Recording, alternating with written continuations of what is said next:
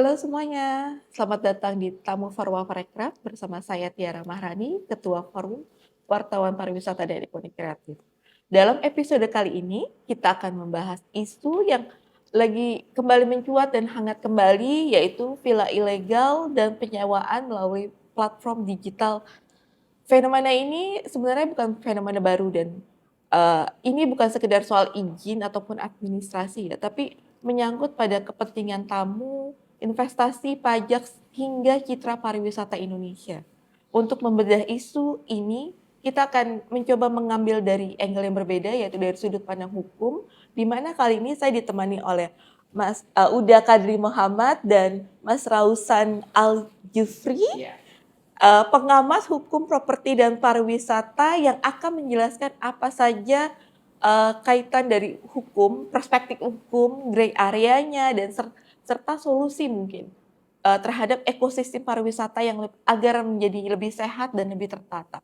Baik, kita mulai saja, Bang Kadri. Ya halo. Ya, udah Kadri.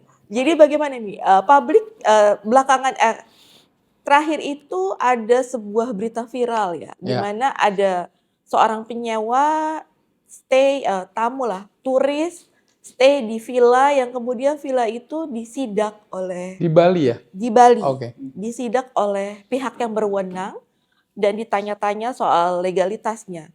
Ternyata dia menyewa bukan dari, kalau kita tahu kan hotel dia punya identitas bisnis ya. Tapi dia menyewa oleh pihak lain. Yang ternyata pihak tersebut menyewa lagi dari pihak lainnya lagi, yaitu pihak lokal. Nah, pihak lain sebelum pihak lokal ini ada pihak perantara ini ternyata dia orang asing juga. Nah, ini sebenarnya kalau kita perhatikan bukan hal baru, tapi juga bukan hal lama. Mungkin karena era internet atau sosial media menjadi semakin booming. Dari perspektif hukum nih, Bang Uda Kadri dan Mas Rausa melihat seperti apa? Oke, saya dulu ya. Boleh. Izin Mas Bayu untuk siap kita diskusi aja. Ya, jadi saya melihatnya begini. Ini kan ya sama pengamatan kita, terutama memang bisnis-bisnis villa, resort, ya, atau tempat-tempat penginapan ya. Kita sebut aja namanya mungkin Bali ya, Lombok. Ya, kita fokus di Bali misalnya. Itu kan kita fokus Bali aja betul. Ya, karena itu memang merepresentasikan situasi pariwisata dan industri perhotelan atau tempat penginapan yang ada gitu ya. Yang terjadi itu memang banyaknya, tadi disebut judulnya adalah villa ilegal ini. Ilegal dari sisi apa nih? Apakah villa pendirian bangunannya, kepemilikan tanahnya, kalau kita bicara hukum, status hukum ya, atau perizinan daripada usahanya. Ini kan memang yang terjadi itu adalah banyak orang tanahnya tanah pemilik tanah adalah orang lokal. Tapi orang lokal ini nggak punya uang untuk membuild itu menjadi suatu resort yang bagus.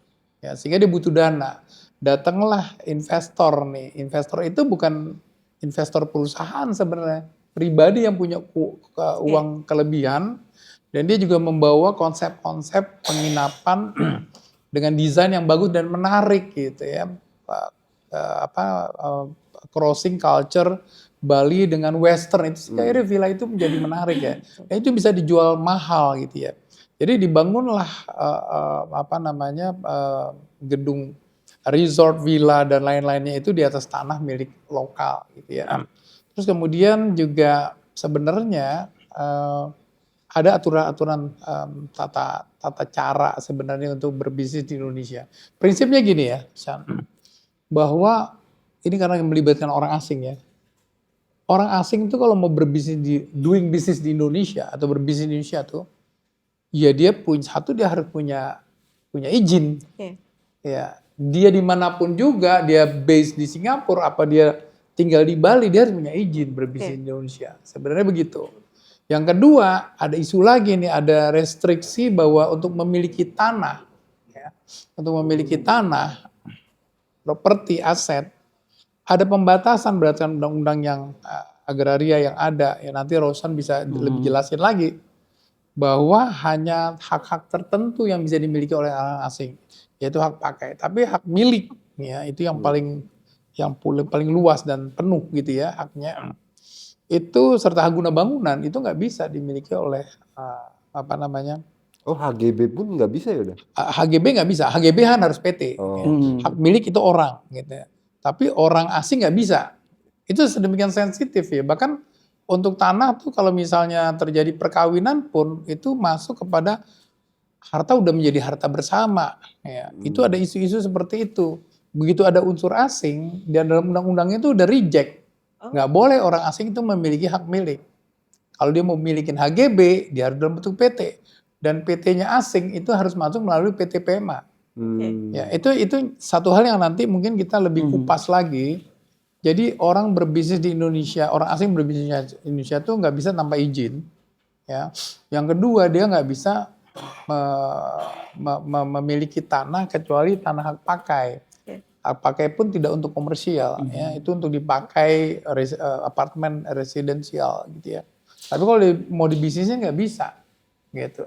Nah kalau dia masuknya, dia harus masuknya lewat PT PMA yang punya kriteria tertentu, gitu. Ini jadi situasi bahwa ada tanah, yang punya tanah nggak punya dana, dia harus bikin.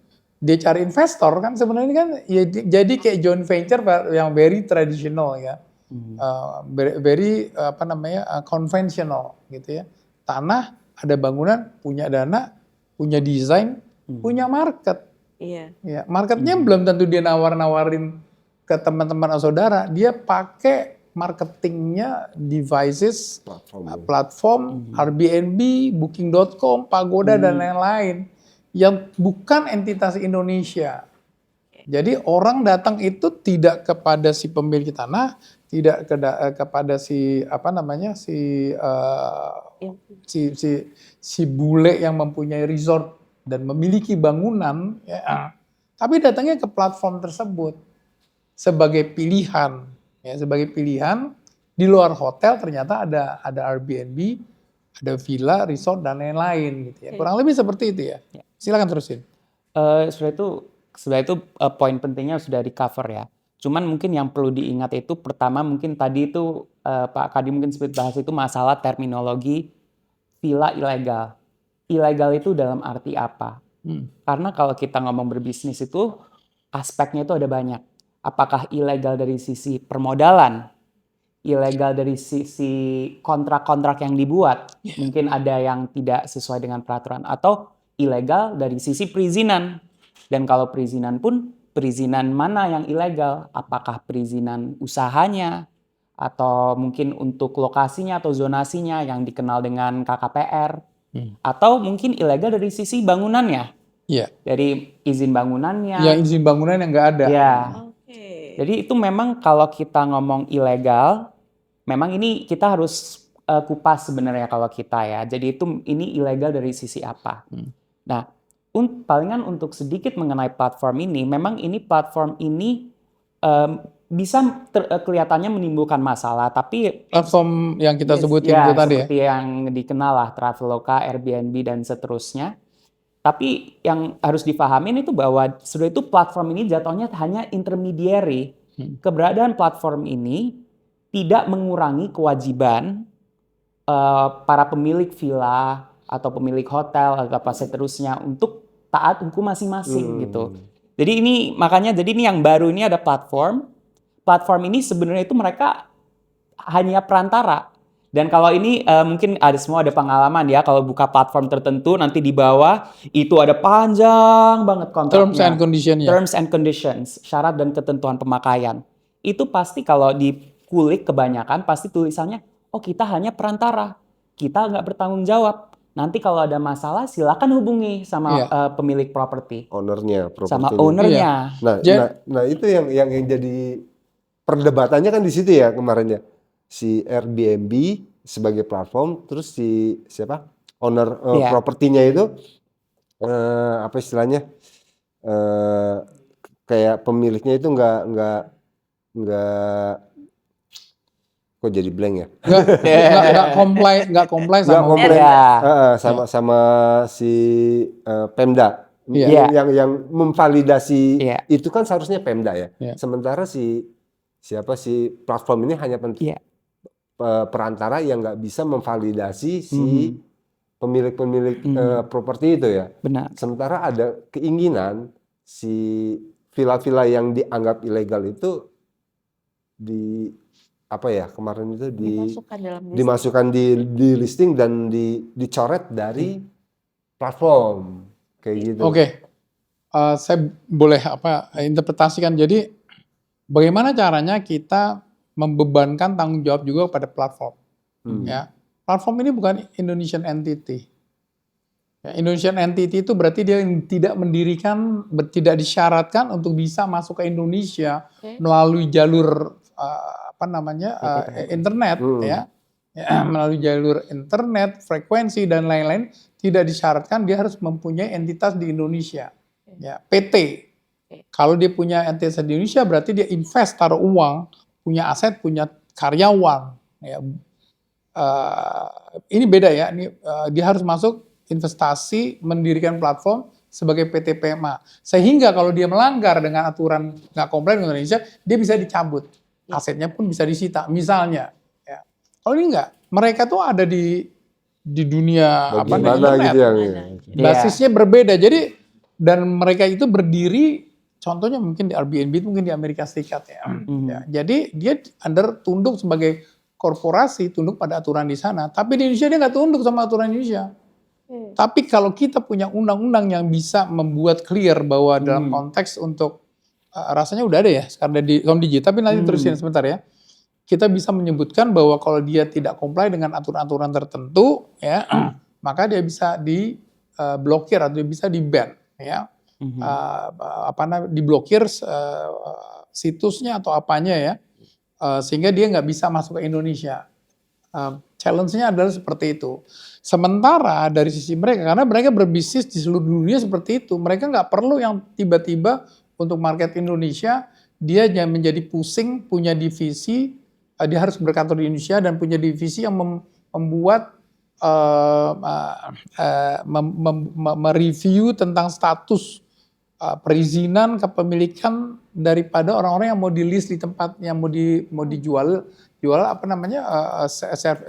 yang servisnya disediakan oleh si platform tersebut ya. Dia harus mengecek apakah Anda punya anggaran dasar, apakah Anda punya sertifikat tanah, apakah Anda punya kontrak jangka panjang. Ya, itu nggak bisa mereka nggak siap untuk itu gitu. Bisnisnya itu bisnis platform yang tidak marak karyawan sehingga harus punya sistem yang harus mereview tersebut. Ya, sehingga ini yang ini ada gap nih di sini nih. Mungkin beda situasinya kalau itu di luar negeri. Mungkin harusnya bisa tambahin ya. Bagaimana Airbnb misalnya di New York ya, seperti apa gitu. Ya, palingan kalau saya mau nambah, palingan untuk itu memang dia itu platform digital ya. Jadi kalau di Indonesia ini memang bukannya kita bilang bahwa dia tidak harus comply, tapi dia itu tidak comply seperti PT PMA gitu. Jadi dia itu palingan sebagai platform digital, dia itu pertama dia harus peroleh ada namanya itu TDPSE, tanda daftar PSE. Itu ada peraturannya itu di Komdigi sekarang, dulu Kominfo. Nah, dan dia itu karena juga memfasilitasi perjualan jasa ya jatuhnya, itu dia mungkin tergolong sebagai istilahnya itu peraturan sebagai PPMSE, penyelenggara perdagangan melalui sistem elektronik. Ya. Jadi itu ada peraturannya, tapi itu syaratnya itu minim. Dia itu hanya daftar bahwa oh iya saya punya server yang bisa diakses di Indonesia. Terus mungkin dia harus nunjuk kantor perwakilan. Kantor perwakilan itu bukan PT PMA ya. Beda. Kantor perwakilan itu hanya sekedar biar kayak ada contact person lah di Indonesia yang bisa dihubungi. Cuma satu orang, bisa jadi orang Indonesia juga. Iya. Gitu. Benar. Jadi dia nggak punya investasi di Indonesia. Dia tidak punya investasi di Indonesia. Lalu bagaimana dengan perlindungan konsumen dan perlindungan terhadap ekosistem pariwisata itu sendiri? Ya, yang itu menjadi dibebankan menurut saya. Tadi kan begitu kita masuk ke dalam platform tersebut, mereka udah punya term and condition. Kamu urus sendiri ya lokal law. Local jurisdiction requirement tuh kamu urus sendiri. Kalau ada apa-apa kamu tanggung jawab sendiri. Bukan saya nggak kenal. Because you come to our platform and then you have to follow this regulation gitu ya. This rule gitu. Bukannya tiba-tiba kita mesti comply ke negara beribuan puluhan negara, enggak. Mereka tuh sistemnya begitu. Kalau nggak mau ya udah nggak usah, saya juga nggak maksa. Kamu kan yang datang ke sini. Kita bukan part daripada yang tunduk pada hukum lokal. Nah, ini yang menarik. Kecuali kalau ternyata tadi Roslan bilang bahwa harus ada PTSA atau ke Komdigi dan di situ disyaratkan harus melakukan ABCD. Ya, ABCD dia pasti akan nego, jadi saya mesti ngecek, apalagi hukum di Indonesia masih nggak jelas yang namanya tiba-tiba dilarang jual beli tanah ke orang asing, tapi diakal-akalin pakai sewa 100 tahun. Nah, saya nggak punya orang untuk periksa itu yang mana yang benar, ya, karena tidak ada kepastian hukum. Betul. Beda mungkin situasinya bagaimana kalau di New York? Ya, jadi mungkin ini jadi yang saya agak mundur masuk ke situ ya, langsung ke New York aja. Jadi intinya itu mereka itu harus comply. Memang secara teori ada ancaman access blocking di peraturan itu kalau dia sebagai contoh memuat konten yang melarang. Tapi sebenarnya itu sistematika hukum kita, kerangka hukum kita belum mengakomodasi agar kita itu menitipkan kepada platform ini, kamu yang ngecek ya sebelum mereka boleh masuk. Saya mau balik kembali, sorry. Itu di New York bagaimana? Itu ada sebenarnya itu kalau di luar negeri. Jadi saya itu sempat ngecek itu sebagai contoh ya, New York City, greatest city in the world supposedly ya. Jadi kalau di New York itu sempat mereka itu ada peraturan bahwa sewa apartemen itu tidak boleh kurang dari 30 hari kecuali kamu udah punya izin sebagai hotel. Itu. Yang daily berarti ya? Yang emang udah jadi bisnis. Soalnya mereka itu, terus habis itu mereka bikin sistem sendiri. Kalau Anda mau sewakan apartemen ke orang lain, Anda harus dapat izin. Terus mereka bilang, nanti Airbnb, kamu harus pastiin mereka punya izin tersebut. Kalau enggak nanti dikenakan denda. Sorry, maksudnya mereka tuh yang punya ownernya, property kan? Owner property. Bahwa sebelum mereka boleh listing, mereka harus dapat izin dari pemerintah lokalnya di the city government, kalau di kasusnya New York, untuk menyewakan propertinya. Ya, dan itu nanti harus diupload ke Airbnb. Nah, tapi itu ada masalah state capacity juga. Jadi di pemerintah kota New York sendiri, mereka itu bangun sistem, suatu database dengan semua data. Ini yang punya izinnya itu XYZ, XYZ, XYZ, XYZ. Jadi nanti kalau kita listing, kita harus masukin, ini nomor izin saya, nanti itu di cross check gitu. Jadi sebenarnya itu by system juga. Airbnb nggak ada orang yang ngecek satu persatu, ini udah sesuai anggaran dasarnya atau apa. Kita dapat izin dari pemerintah lokal, habis itu di cross check by system, ini angkanya udah sesuai, baru bisa kita pasang Artinya listing. di Indonesia juga bisa demikian, kalau kita punya sistem database tercatat semua villa-villa tersebut. Kan masalahnya kan ini enggak, semua kan manual. Jadi buat mereka juga nggak mungkin untuk melakukan pengecekan satu-satu. Atau meminta mereka harus punya ada legal system untuk memverifikasi. Karena memang ya belum terintegrasi dan online. Gitu. Satu lagi mungkin juga karena Airbnb itu adalah perusahaan di Amerika. Ya, ini asetnya ada di situ, jadi dia bisa dilakukan law enforcement. Kalau di Indonesia nggak bisa. Satu-satunya adalah kalau kita mensyaratkan kita punya undang-undang nggak boleh lakukan ini, begitu ada orang yang melanggar, dia bisa diblokir dan kita mau melakukan blokir. Ya. Kembali menariknya adalah sekarang kita nggak bahas cuma Airbnb kan, kita bahas yang lainnya. Semuanya. Bahwa sebenarnya ada pertanyaan bilang apakah jadi platform-platform ini menguntungkan apa enggak? Nggak bayar pajak. Yang jelas kan dia jadi membuat ini semua sistem ini jadi nggak kesentuh pajak, nggak kesentuh dan juga menggerus competition lokal ya dari orang-orang yang punya legal, tempat-tempat penginapan hotel yang legal gitu ya. Kalau saya lihat memang dalam konteks ini dia sebagai platform dia untung sendiri. Ya, tetapi sebenarnya untuk suatu ekosistem di Indonesia pariwisata itu menawarkan satu alternatif, membuat orang lebih banyak datang ke sini karena ada suatu platform Airbnb yang bisa yang punya template, yang bisa lihat ini lokasinya ada di mana, ini dekat ke tempat pariwisata di mana aja, ini ada testimonial juga, dibikin sistem bahwa kalau ini jelek bagus dikasih ratingnya segala macam-macam ya, itu kan seperti di booking.com itu kan ada itunya ya. Dan Jadi mungkin ini bukan untuk memojokkan Airbnb ya, ini cuma sebagai contoh ya. Soalnya ada banyak juga platform lain seperti Traveloka, Agoda dan seterusnya, booking.com dan seterusnya. Ini cuma sebagai contoh. Ya, tapi artinya gini, platform tersebut memudahkan orang datang ke Indonesia. Kalau ditanya untungannya buat Indonesia, makin banyak orang datang karena ada alternatif. Sehingga ini sebenarnya sesuatu yang suatu keniscayaan atau suatu yang memang nggak bisa dihindari ya.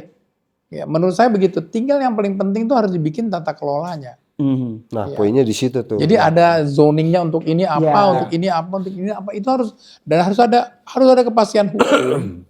Ya, harus ada juga kepastian hukum. Harus ada juga law enforcement. Ini kan nggak ada law enforcement ya.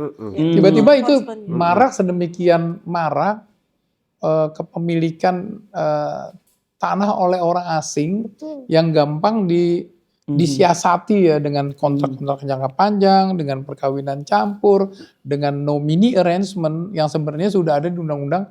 Yang namanya nominee arrangement itu adalah tanahnya punya si lokal, ya udah dibayar lunas, tentunya nggak perlu pakai BPHTB, nggak perlu pakai PPAT atau jual beli tanah segala macam.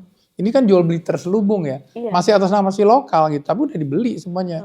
Berdasarkan suatu kontrak ya nominee arrangement di mana kamu seolah-olah yang tercatat, tapi kamu udah bikin berdasarkan perjanjian, agreement, bahwa itu punya saya sebenarnya. PBB juga saya yang bayar, semuanya lu udah nggak dapat lagi dah. Ini udah cuma nama doang gitu ya. Itu sebenarnya beresiko buat orang-orang asingnya sendiri. Suatu saat itu bisa tiba-tiba si yang punya tanahnya bilang itu perjanjian batal demi hukum. Ya karena sebenarnya melanggar hukum, walaupun tentu masalahnya adalah melanggar hukum, tapi kamu juga yang orang yang melanggar hukum, orang yang menawarkan gitu ya, sama-sama melanggar hukum ya. Itu masalah pengadilan untuk menentukan kasus itu yang menang siapa. Tapi beresiko kalau misalnya nominee arrangement itu sebenarnya bisa batal demi hukum ya, karena dipakai untuk membuat suatu kesepakatan yang semu, ya, untuk menghindari sesuatu. Kalau di hukum tuh ada pasal 1320 Kitab Undang-Undang Perdata ya, di mana harus ada perjanjian itu bisa batal pada saat perbuatan perjanjian tersebut itu melawan hukum. Ya melawan hukum ini dalam konteksnya ini adalah jelas-jelas melakukan suatu perjanjian nomini untuk melakukan suatu pelanggaran hukum. Ya, di mana nggak boleh orang asing itu memiliki itu. Nah itu kan juga berisiko. Si bule itu juga mesti tahu persis bahwa suatu saat orang lokal ini bisa datang. Ya dia it might be suatu risk ya, yang real risk gitu ya. Itu mesti ada isu seperti itu gitu ya. Nah ini yang jadi memang mesti kita tahu bahwa banyak praktek tentang kepemilikan tanah yang dengan nominee arrangement, dengan sewa tanah dan lain-lain. Kemudian juga dia bangun, saya nggak tahu perizinannya bagaimana, itu harus ada perizinan bangunnya, IMB-nya atau apa? PBG. Bangunan. Ya, itu harus ada. Itu yang harus mengajukan bangunan itu siapapun yang punya tanah sebenarnya. Ya. Pemilik tanah bisa kalau memang arrangementnya seolah-olah dia as if dia sebagai masih real pemilik tanah, padahal sebenarnya untuk kepentingan si asing ini gitu. Karena kalau si asing ngajuin, nggak mungkin dia nggak pada posisi untuk mendapatkan izin tersebut gitu. Jadi seolah-olah diambil, tapi uangnya udah bayar, saya bayar udah di depan misalnya seperti itu gitu ya. Dan kemudian penjualannya dilakukan melalui platform tersebut yang mengakibatkan transaksinya tidak terdetek pajak. Ya karena terjadi melalui di platform tersebut atau terjadi langsung di depan. Cash in hand gitu ya. Nah iya tadi ini kan tadi udah bilang ini sebenarnya persoalannya satu di sisi perizinan itu kan at least itu kan ranahnya Pemda gitu ya. Ya kalau di Bali ya Pemda Bali atau mungkin di level DRT 1 atau gubernur gitu ya. Nah, di platform ini yang punya kewenangan itu kan di Komdigi. Komdigi. Ini kan Iya. pusat lah ya gitu. Nah, Iya. dua di situ kayak nggak sinkron gitu deh ya. Iya. Ya kan? Satu sistemnya kita masih manual yang pencatatan segala macam dan itu nggak mungkin bisa cross check. Kalau platform yang tadi udah sempat ceritakan kalau di New York gitu kan mereka bisa otomatis cross check gitu ya. Lalu sebaiknya gimana nih udah? Rules-nya Ya, tata kalau saya kelolanya bilang itu sih gimana? memang yang terjadi itu sering komunikasi kementerian ini antara kementerian ini kan nggak dia harus lebih berkomunikasi ya, sehingga akhirnya nomor satu adalah pada saat kita yang ingin melibatkan misalnya platform tersebut apapun juga tunduk dan comply sama aturan di Indonesia ya. Satu, belum tentu mereka mau ya. Kalau mereka pusing ya mereka bilang ya udah nggak usah ke Indonesia ya. Tapi kan pasti ada market yang hilang di Indonesia ya. Pasti mereka juga nggak gampang. Cuma masalahnya adalah mereka pada posisi best practice-nya mereka tidak melakukan verifikasi dan validasi. Kecuali ada contoh di beberapa negara. Tergantung misalnya approach daripada negara tersebut. Dalam hal ini ada pemerintahan pusat ya. Nah, kemudian juga itu satu hal ya. Yang kedua, pemerintahan pusat harus berkoordinasi juga dengan lokal ya. Karena bicara mengenai masalah maraknya platform penjualan services daripada penyewaan properti ya di daerah-daerah tertentu, daerah pariwisata. Tentunya harus berkomunikasi supaya paling tidak harus dipastikan kalau platform itu kan prinsipnya kalau dia tidak kalau dia tidak segampang itu ya tunduk sama aturan di dalam satu negara, kecuali diancam akan diblokir.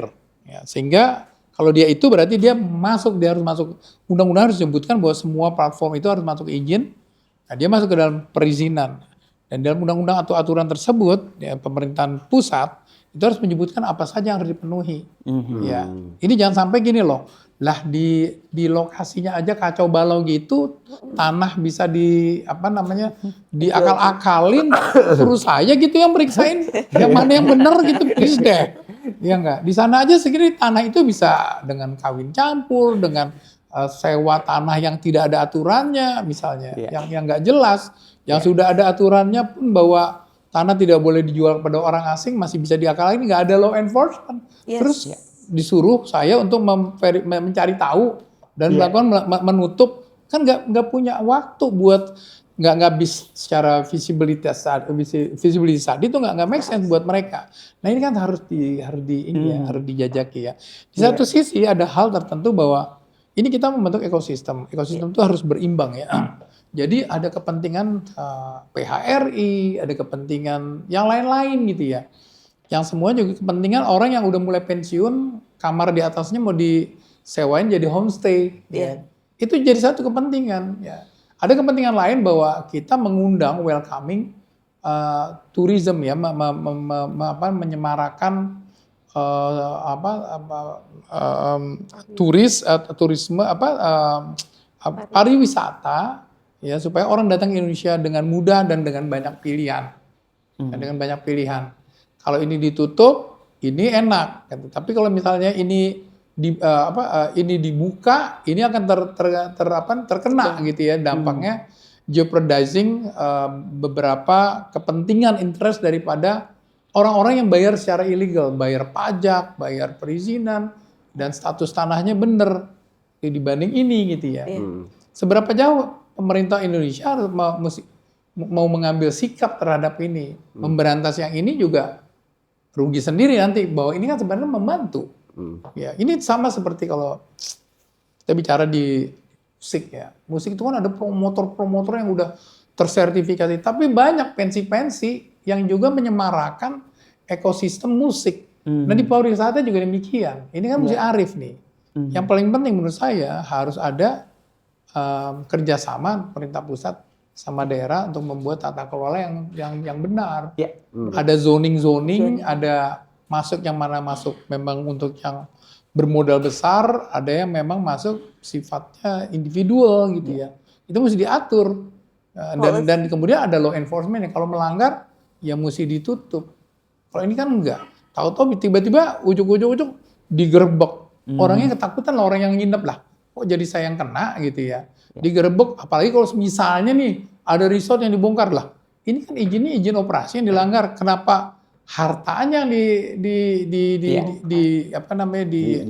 gitu. dihancurkan ya nggak benar kan ini antara ini izin mana sih, izin operasi, izin investasi, atau lagi izin pembangunan itu mesti harus jelas.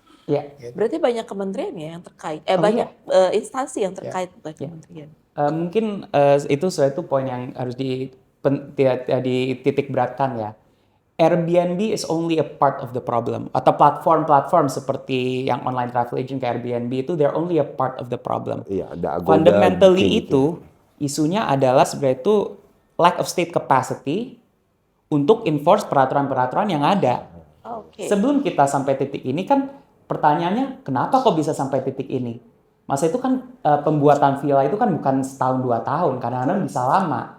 Seringkali itu kayak saya jadi teringat ada kasus kayak kalau nggak salah itu berapa bulan lalu ya, setahun 2 tahun lalu itu yang di Bali itu ada Bingin Beach.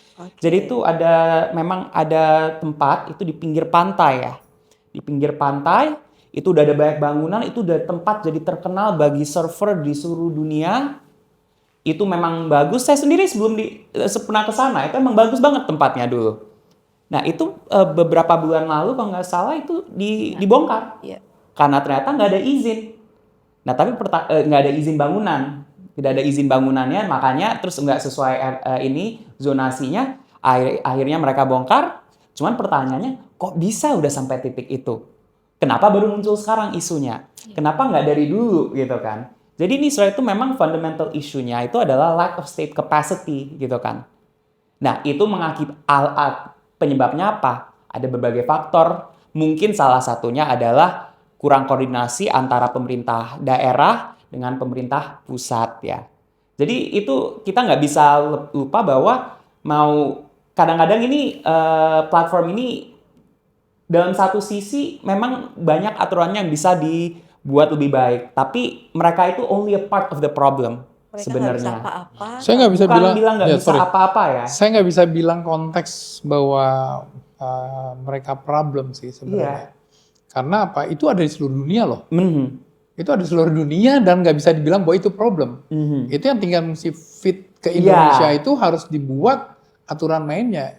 Iya, itu nggak bisa aturan mainnya dan harus memang kalau memang harus jelas gitu dan harus make sense aturan mainnya memang dimungkinkan buat kita membuat certain compliance ya. Jadi kepatuhan buat mereka untuk bisa tunduk. Tinggal masalahnya perangkat hukumnya harus dibuat. Nah, itu udah. Kalau perangkat hukum yang dibuat tapi ternyata mereka nggak mau, ya, akibatnya mereka harus kena sanksi.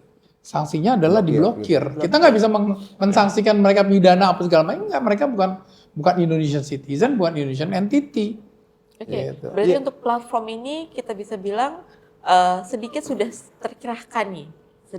Belum juga Ulfi, belum ya? Kan kasihan juga nih. Ini kan ada yang platform kan ada yang asing dan ada yang lokal kan. Ada yang lokal juga. Ya kasihannya mereka yang mematuhi aturan segala macam, tapi mereka harus berkompetisi yang nggak punya kewajiban yang sama gitu kan, jadi nggak fair kan. Iya, sebenarnya gini. Ini kan kita harus membuat itu the same playing field. Tapi ada satu situasi di mana memang ada bisnis platform yang globally memang dia bermainnya seperti itu. Saya kan nggak datang ke tempat kamu yang datang ke tempat saya. Ini jadi kan ikut aturan saya. Tergantung ketegasan pemerintah juga dong. Benar, seberapa jauh pemerintah bisa menegaskan itu. Iya, seperti di negara lain gitu kan, mereka sudah berani. Enang sudah berani. Iya, tapi berapa negara rata-rata mereka juga pakai itu buat nggak bisa membuat mereka harus comply sama local jurisdiction. Setidaknya mereka harus berani menindak, nggak bisa ditindak. Memblokir. Ancamannya memang blokir aja sih ya. Bisa diblokir aja. Ini diskusi terus terang ya. Saya di tempat lain ada juga diskusi tentang bisa nggak sih kita atur YouTube. Yes. Ya. YouTube sesuai TV kita kasih sensor nggak bisa. Nggak bisa Ya. gitu. Ya kalau YouTube, oke, YouTube kan dia pasti market kita kan banyak, dia nggak bisa di China, mungkin dia bikin YouTube sendiri, nggak perlu pakai YouTube Oke. gitu ya. Iya. Kalau di Indonesia sekarang udah budayanya nggak nonton TV, Yes. begitu Bisa. ditutup kita jadi bodoh, kita nggak tahu informasi, kita nggak tahu lain-lain. Ini kan satu harus ada kalkulasi ya. Ya. Oke. Sama dalam konteks pariwisata ada platform-platform tertentu ya yang memang disiasati sebagai suatu disrupsi atau sebagai suatu kemajuan teknologi yang nggak bisa terhindari. Sama kalau kita ngomongin AI Oke. ya. Ini Mungkin- sampai hampir mirip seperti itu. Mungkin pertanyaannya itu adalah dari sisi policy choice. Since ini dianggap nih ada masalah nih. Apakah kita mau ngaturnya, kita meminta Airbnb buat memastikan orang compliance ini comply, atau memang kita meminta orangnya comply? Sebagaimana di kerangka hukum sekarang. Karena bisa jadi ada argumen juga kalau dari sisi platform. Ya. Lah, yang melanggar peraturan bukan saya. Saya disuruh buka kantor perwakilan, saya sudah buka kantor perwakilan. Saya disuruh lompat, saya lompat, gitu kan. Yang menjadi masalah yang mereka yang memasang propertinya, mereka yang nggak dapat izin. Iya. Kenapa kok saya yang dikejar? Iya. Itu bisa juga. Kita nggak bisa membuat platform itu menjadi polisi. Ya. Iya, nggak bisa. Ya, tapi kita berusaha untuk at least lu kalau mau berbisnis di Indonesia ikutin aturan seperti ini. Rasanya itu juga mungkin bisa saja dikemukakan ya. Tapi ya lebih kepada sekarang di sistem di ini sendiri gitu ya, bahwa misalnya ya misalnya gini, menjual tanah kan udah ada undang-undangnya, kepada orang asing nggak boleh gitu ya. Membuat arrangement nomini ya, pura-pura menjadi seorang pemilik tanah itu juga nggak boleh, sehingga siapapun bisa meminta polisi atau penegak hukum lah ya untuk menterminate itu atau siapapun institusi yang memang mengeluarkan izin, bukan urusan platformnya, tapi izin daripada bangunan dan segala macam itu harus di-comply. Oke. Sehingga pada saat mau ke platformnya tinggal menunjukkan 3 sertifikat tertentu yang udah ini jelas. Tapi dia Iya. nggak membuat mereka harus memeriksa. Iya. Itu Iya. di kitanya mesti diberesin. Karena di New York mungkin karena mereka udah link kali ya, Udah nge-link. Ya, jadi kalau Gimana yang tuh? saya baca itu, jadi itu kalau kita itu mau, ini bahkan itu di pemerintah daerah itu, jadi mereka cuman ini, mereka itu kalau kita mau listing, kita cuman masukin satu aja, oh ini ya kode ID, nomor registrasi saya itu XYZ, dan itu nanti secara sistem ke link ke ini. Udah ada digital sentralisasi, jadi Iya. enak. Kalau ini kan enggak, kita pakai fotokopi, cap tangan Jadi- lurah, tanda tangan cap tangan lah, Iya. segalanya nggak bisa orang verifikasi. Ya mungkin sekarang sih dari pemerintah sih memang udah ada upaya lah untuk mendigitalisasi. Cuman yang harus dipikirkan itu memang bahkan kalau emang ada rencana, oke, platform kamu itu harus memastikan si orang properti itu udah sesuai dengan izin, ya kita nggak bisa terlalu membebankan. Kita harus benar-benar mikirkan sistemnya bagaimana. Apa saja yang harus diverifikasi informasinya.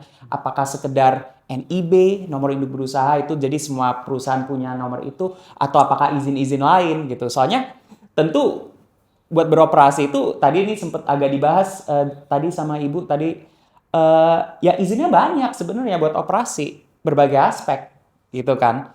Nah, itu mana yang harus di-enforce? Apakah sekedar NIB doang? Sekedar, oh ya kalau punya NIB udah bisa masuk platform? Atau apakah bangunannya? Atau entitasnya? Atau apa tuh yang harus di... Oke, Gimana, Pak? secara regulasi yang benar sebenarnya. Kalau orang mau bikin resort nih, Iya, asing, iya.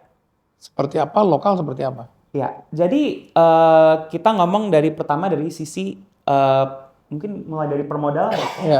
Oke, Ya udah. asing lah misalnya. Oke, asing. Bilang aja kalau dari sisi permodalan, pertama kita itu kan biasa harus mendirikan perseroan terbatas, suatu PT. Nah, PT itu nanti dari anggaran dasarnya itu udah ada namanya KBLI. Kode ini KBLI itu jadi kayak ada kode bisnis apa aja yang dilaksanakan, ya kan? Nah, itu biasanya kalau itu semuanya sama, mau PT mau lokal. Cuman bedanya kalau asing, ada beberapa KBLI dia tidak bisa melaksanakan. Oke. Dan dia itu ada minimum modal, angkanya 10M atau berapa gitu kan. Jadi ada minimum modal. Jadi asing buat masuk ke bisnis ini Iya. ya, itu harus yang punya uang total investasi 10 miliar. 10M. Nah, ini palingan ada satu Sehingga dia catatan. nggak bisa masuk ke resort, ke Ya, villa. jadi ini palingan ada catatan. Jadi itu KBL itu kadang-kadang ada yang terbuka 100% buat asing. Tapi ada juga yang mungkin ada pembatasan dan ada juga yang dialokasikan khusus untuk UMKM. Iya. Dan by definition PT PMA itu tidak bisa tergolong sebagai UMKM. By definition. Oke, apa itu UMKM dalam konteks ini? UMKM itu jadi konteksnya itu usaha Dalam konteks ini? mikro, kecil, menengah. Ya. Dalam konteks ini artinya itu suatu perusahaan lokal yang ada kriterianya, itu kriterianya tunggu saya ada di catatan ya. Tapi intinya itu dia punya modal biasanya di bawah dari 10M, Iya. 10 miliar. Jadi kalau villa itu Kecil. harus di bawah 10M, kecil jatuhnya. Ya, itu Ya. berarti, berarti dia nggak bisa masuk ke villa. Sebenarnya itu enggak. Sebenarnya enggak, tapi hotel bisa. Hotel bisa. Cuman hotel kan standarnya beda lagi. Oke, jadi ini nanti mungkin Hotel bisa, villa nggak bisa. ya Ya. KBL-nya beda. kabel itu dia lebih Kabelnya villa beda. lebih less. Villa itu persyaratannya lebih minim. Kalau hotel itu Tapi soalnya masuk secara value total investment, ya kalau villa UMKM. villa itu UMKM. Ya. Tapi masalah kan yang ada sekarang kan villa sekarang ini bisa kalah hotel-hotel Iya. Oh, bintang kalau dari dua. Mahal-mahal. sisi Itu kalau fasilitas dari- bisa. Definisi Ah, villa Iya. sendiri mungkin harus dibenahi ya dari pemerintah sendiri, dari Kemenpar mungkin mendefinisikan ulang villa mungkin. Sudah itu Villa udah yang- saya harus cek ya untuk tapi itu sudah itu udah ada KBLI-nya beda antara hotel sama villa itu KBLI-nya kodenya beda dan nanti kalau itu dicek itu agak teknis persyaratan kegiatan usahanya pun beda. Jadi mungkin untuk hotel itu harus ada resepsionis, harus ada kamar minimal berapa atau apa, luas berapa gitu kan. Mungkin villa itu agak beda, tapi itu kadang-kadang agak cukup teknis lah Ya. sebenarnya untuk perbedaannya. Ya, jadi sebenarnya asing itu masuk ke Indonesia harus berupa PT. Mhm. Ya, harus berupa PT, nggak bisa person. Nggak bisa. Ya. Nah, dan kemudian harus di bisnis yang bukan UMKM. Iya. Itu. Jadi mereka tuh nggak bisa masuk ke resort yang cuma 3 biji, 5 biji. Tapi kalau dia masuk yang gede dalam konteks PT ya, dan itu bukan disebut lagi villa, mungkin itu udah resort Ya, atau kalau udah malah hotel. namanya villa juga nggak masalah. Yang penting secara hukum bukan villa. Iya. Berarti itu juga bisa diartikan dia nggak bisa beli apartemen di Indonesia terus kemudian menyewakannya lagi gitu, nggak bisa ya? Udah. Iya, kalau itu beli apartemen kan mereka bisa dengan hak pakai. Iya, Kalau mereka Kalau disewa, apartemen izin. Jadi kalau untuk SHM, SRS mereka boleh punya, asing itu boleh ya, punya. ya, Dan hak pakai juga. Ya, tapi tapi- itu untuk tujuan pribadi. ya tidak untuk dikomersialisasi. Residensial aja gitu. Iya. Iya. Ya kalau saya bilang aja saya asing, mungkin saya punya keluarga di Indonesia, saya mau beli apartemen buat saya tinggalin sih no problem, nggak masalah. Ya karena sama orang Indonesia juga sama. Ya orang Indonesia punya apartemen pasti dipindah tangankan untuk disewa. Mhm. Ya, hampir sama juga. Dan bahkan sifatnya yang pendek-pendek, yang seperti Airbnb. Jadi, Ya larinya ke sana lagi, Iya. platform lagi kan. jadi person asing itu dia kalau dia mau bikin yang villa, land apa namanya, yang rumah gitu ya, villa, resort rumah. Dia pinjam tanah, dia sewa tanah, dia bangun villa tersebut gitu ya. Itu dia udah rutenya lewat itu. Kalau apartemen untuk di Airbnb, kemudian dia baru ke Airbnb. Kalau apartemen dia langsung bisa beli sebenarnya. Cuman dia pasarkan itu disewain, dia beli banyak misalnya, itu lewat Airbnb gitu. Dan nggak ada izin jadi di situ. Tapi kalau misalnya dia beli landing house gitu ya, berarti dia harus lewati perjanjian-perjanjian dengan pemilik tanah. Dia juga harus mengurus izin pembangunan. Kalau apartemen lebih gampang lagi mereka. Karena prinsipnya dia mau beli properti, punya uang 2 miliar, 3 miliar, dia beli properti, terus kemudian dia bisa Airbnb kan. Bisa begitu gitu. Udah sampai mana tadi ya? Tadi sampai mana lupa? Tadi itu yang aturan itu yang Yang aturan berarti kan ini Iya. yang harus diatur yang harus dilakukan adalah aturan mainnya kan Ya. yang harus dijaga. Ya. Jadi kalau saya lihat tadi ya, Policy kalau making-nya. ke orang asing mau datang ke sini dia harus bentuk PT, modalnya 10 miliar. Dia juga harus main di level yang bukan di UMKM. Bukan. Yes. Yang terjadi sekarang adalah orang asing tidak membentuk PT, dia masuk secara person individual. Nah ini tersedialah yang di market ada arrangement dengan nominee arrangement, dengan kontrak-kontrak jangka panjang yang diperpanjang, bahkan sampai pernah lihat kontrak yang jangka Saya sendiri waktunya. pernah lihat. Jadi itu saya sendiri pernah lihat itu di Bali ada rumah punyanya WNI disewa sama WNA, kontraknya dibilang selama si WNA-nya hidup, jangka waktu sewa. Iya. Serius, pernah saya lihat. Selama Selama si WNA hidup. Iya. Dan itu jadi sengketa. Oke, saya teruskan ya. Jadi banyak arrangement yang sebenarnya itu bisa dibilang penyelundupan hukum. Iya. Ya. Karena di dalam undang-undang agrarianya nggak boleh kita menjual kepada orang asing. Oke. Iya. Untuk hak milik misalnya atau hak guna bangunan ya, ini nggak boleh. Kalau hak guna bangunan sih ya itu juga nggak bisa ya. Nah nggak boleh dijual atau dibuat. Jadi segala macam langsung atau tidak langsung nggak boleh dialihkan kepada orang asing. Sehingga dia harus bikin bahkan di dalam praktik itu bisa diakalin dengan nomini. Jadi seolah-olah nggak dijual tapi ada kontrak. Oke. Ya.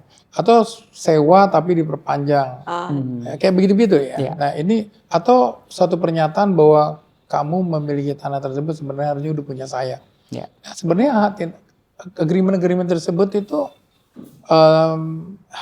dia bisa dibatalkan atau bisa batal demi hukum ya, karena dibuat perjanjian tersebut dibuat dalam rangka untuk menyiasati atau melanggar hukum. Oke. Ya. Jadi ada Mengakali hukum iya, gitu. jadi Mengakali hukum buat si ya. bulenya juga Penyelundupan ya, istilahnya. buat si bulenya beresiko loh.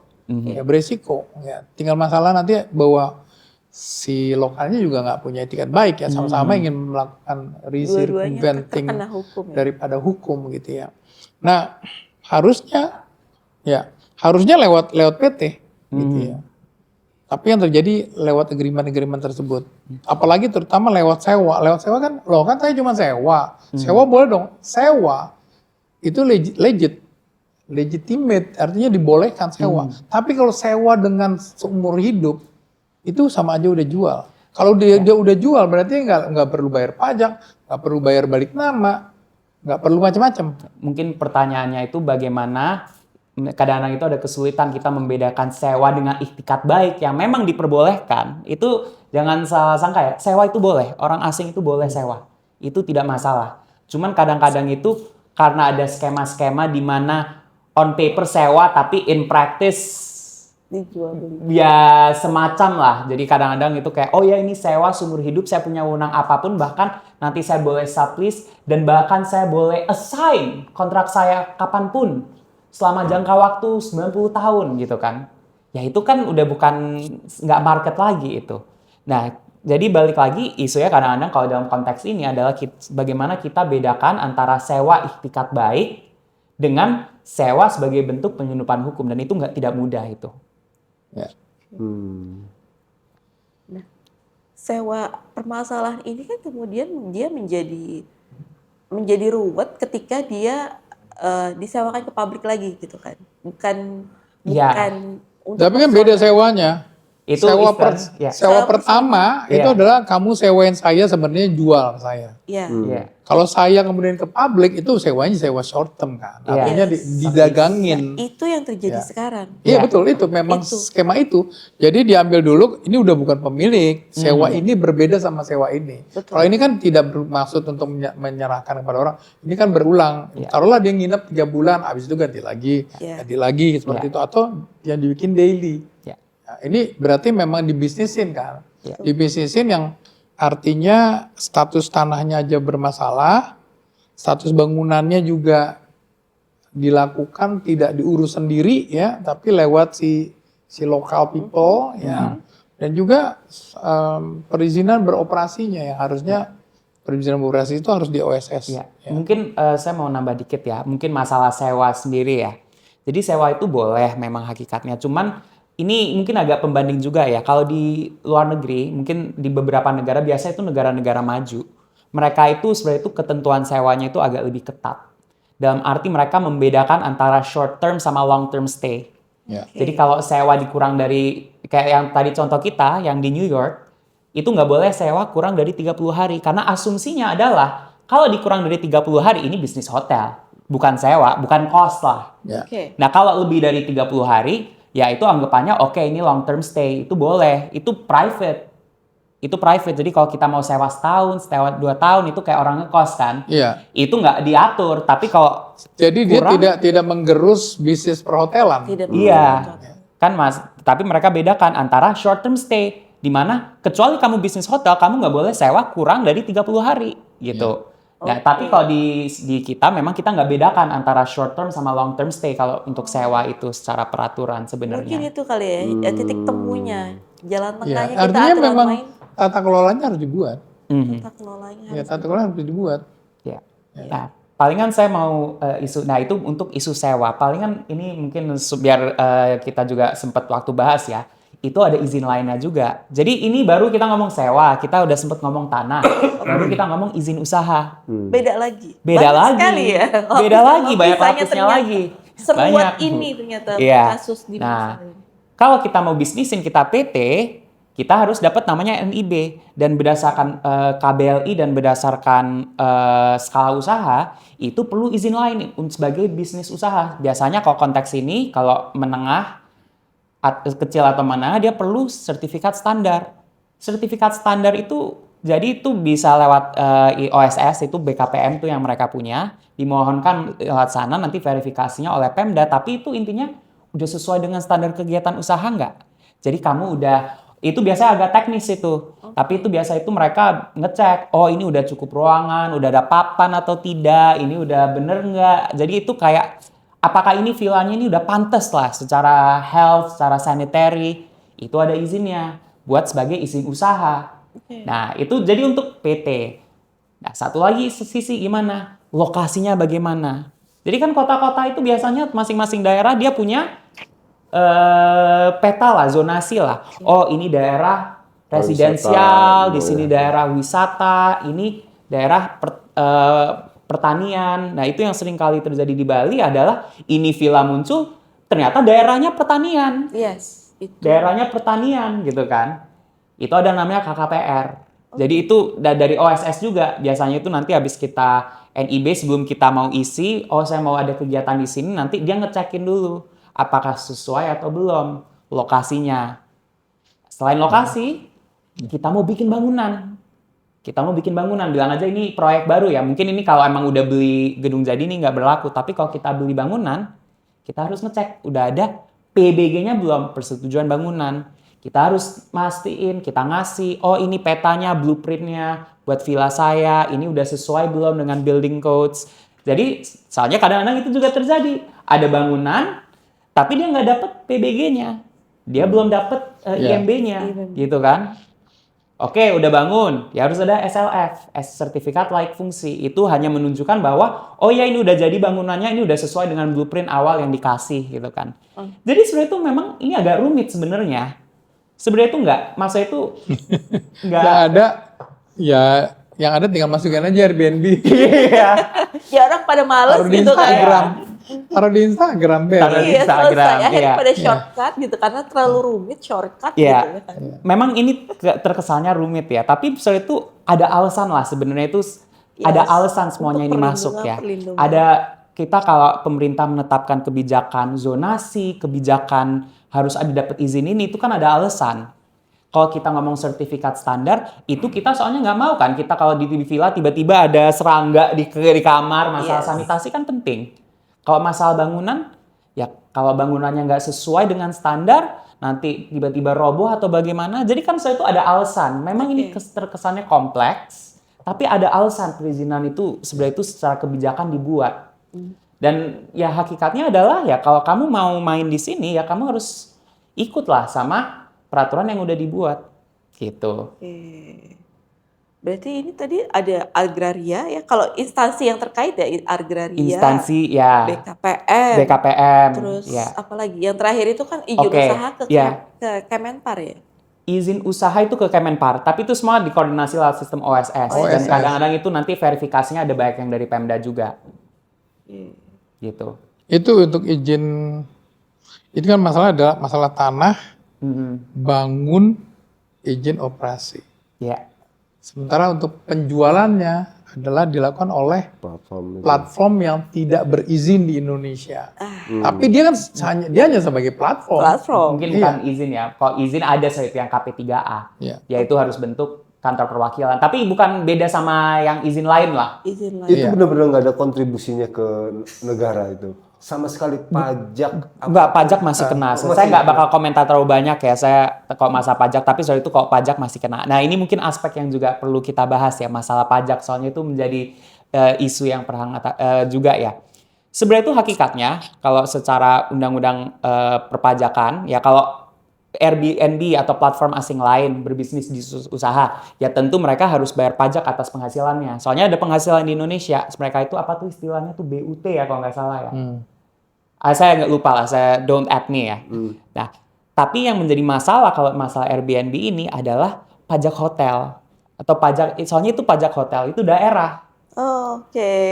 Bablas itu nggak dapat daerah tuh ya. Nggak ada. Iya, dapet itu. daerah. Jadi itu kalau kita ngomong pajak daerah, kan itu bukan NPWP-nya kan ada, kita semua tahu lah NPWP ya, itu kan sama pemerintah pusat. Kita buat bayar PPH, PPN, itu semua pusat. Tapi kalau hotel, itu jatuhnya daerah. daerah. Yang memungut itu daerah. PPH itu yang memungut daerah. Bukan, PPH Bukan. itu beda lagi. PPH itu penghasilan. Oh, itu ke negara. Itu ke pusat. Pusat. Pusat, oke. PPN itu kalau itu nanti saya kalau nggak salah itu hotel nggak terkena tuh kalau PPN. Tapi maksudnya untuk hotel yang dia biasanya kalau kita ke hotel ada di end price, oh ya pajak itu daerah. Itu daerah. Termasuk yang ilegal ini sendiri ya? Yang itu Yang iya, mereka harusnya bayar pajak. Iya, tapi kan enggak dong, orang transfernya tinggal transfer aja ke rekening ya udah enggak. Iya, secara teori Pribadi lagi. mereka harus daftar. Secara teori yang pemilik villa. Jadi so itu kita kalau udah menjadiin bisnis, oh ya ini tempat hotel short term stay 2 hari 3 hari, ya atas penghasilan itu saya harus kenain pajak daerah. Pajak daerah atas hotel. Ya itu nanti diatur oleh perda masing-masing lah. Yes. Nah, yang masalah dengan Airbnb sebenarnya adalah soalnya ada banyak yang minta, oh itu mereka nggak bayar. Sebenarnya itu yang harus bayar itu yang si property owner, Iya. bukan yang Airbnb. Ya bukan lah. Iya, Itu terkait pajak izin usaha segala macam itu juga iya di property owner. problemnya di situ kan Iya. ya. Bahkan saya tadi pagi sebelum datang ke sini saya ngecek ya Airbnb ya di ini cuma sebagai contoh, mereka itu ada guide tuh. Kalau Anda mau listing di Indonesia, jangan lupa izinnya ada X, izinnya ada Y. Oh, pajak nanti Anda harus ada pajak ini. Oh, ada gitu ya? Dia menginformasikan, dia nggak ngecek, tapi dia menginformasikan. Dia nggak ngecek. Ya, yang bertanggung jawab untuk pengecekan dan pengawasan siapa dong? Pemda. Instansi yang Ya, berwenang. ya instansi yang berwenang. Ya, makanya saya bilang kita nggak bisa mengajak orang lain untuk menjadi polisi buat itu gitu. Instansi yang berwenang itu Pemda, Siapa? pusat atau Pemda. Ya tergantung aspeknya. aspeknya. Kalau tanah kan Kantor APTN, pertanahan. Pertanian Tanahan, agraria. Ya. Kalau Kalau untuk- izin usaha itu Menpar melalui Menpar OSS. dengan OSS. Ya. Ada satu lagi adalah gedung. Gedung adalah itu biasa itu dinas PUPR di masing-masing Pemda. ya. Dan kadang-kadang verifikasinya walaupun tuh ini mungkin jadi kayak sebagai contoh yang standar usaha untuk ini ya, untuk standar sertifikat standar, maaf. Sertifikat standar itu memang diaturnya di peraturan Menteri Pariwisata, tapi yang verifikasi Pemda. Ya. Yang Jadi itu verifikasi. itu memang interkementerian ya, kayak kementerian dan lembaga.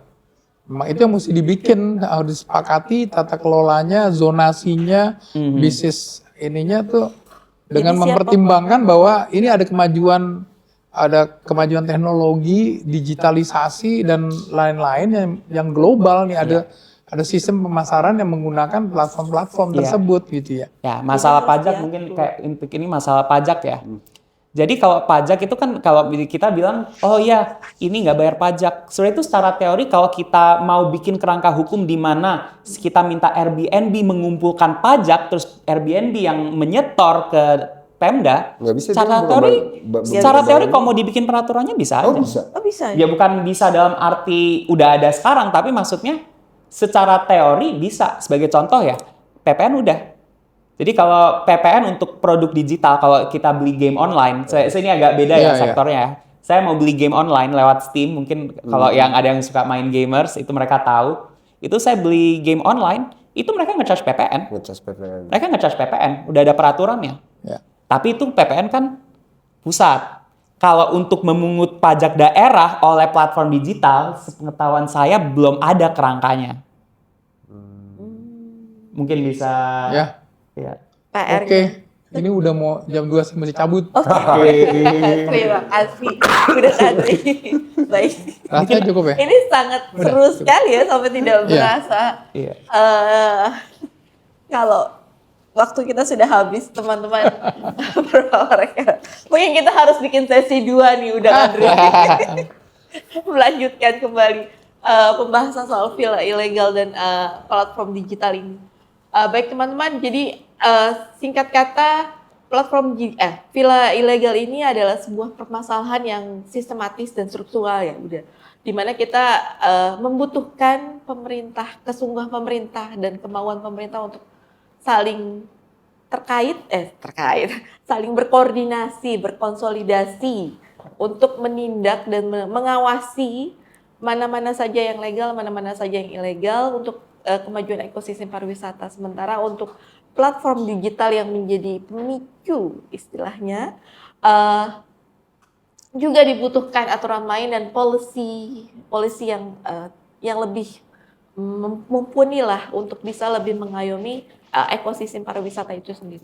Baik, sekian dari saya. Terima kasih. Saya Tiara, Terima kasih. dan Thank rekan you. saya Bayu bersama Thank you. Uda Kadri dan Thank you, Uda. Thank you, Rausan. Mas. Terima kasih ya Thank you. Makasih. atas waktunya. Terima Baik, kasih. Thank you, Uda. Ya, thank you. ya, terima kasih.